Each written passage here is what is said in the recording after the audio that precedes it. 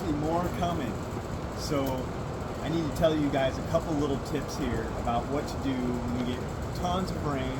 I have water sitting in low areas right now, and in the next 2 days there's supposed to be 90 plus degree and hot nights in the 70s. So it's important to be ready for a situation with full flooded situation and then going into hot weather, right? And so one thing is, everybody I hope has a rain gauge, right? It just helps you know approximately at least how much rain we've got. On this one it says about inch and a half. We got that in about an hour or less. I have a digital one right here. This is pretty cool. I love this little guy. It sits inside the house. I can keep track of my water all the time and add it all up through the year. It says it's an inch, 1.34 inches came down. We have another one over here we use as well.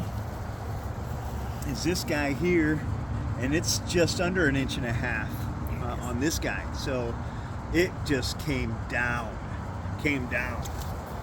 Make sure that you're checking your house to see if it's any flooding areas in the basement or anything like that, because that's the kind of rain that'll tell you if you have some weaknesses in your leaking in the ground and things like that into your house. So things that you want to do, make sure you get a mow in. I mowed right before this rain, and then I'm probably going to mow again here shortly. That's going to help try to keep that top surface dry.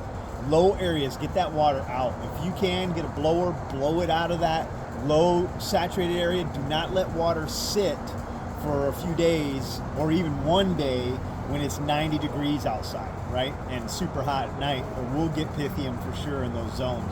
So just make sure you're blowing that out, mowing. If you got heavy dew in the morning, don't be afraid to take that backpack blower or something like that and go through and blow the dew.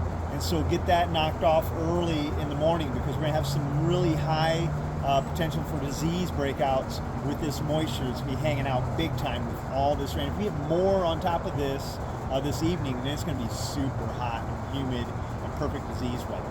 So keep it dry.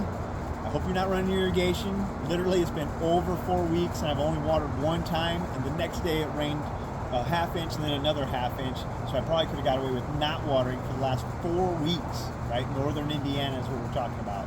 So just watch your watering, especially with this contest coming up.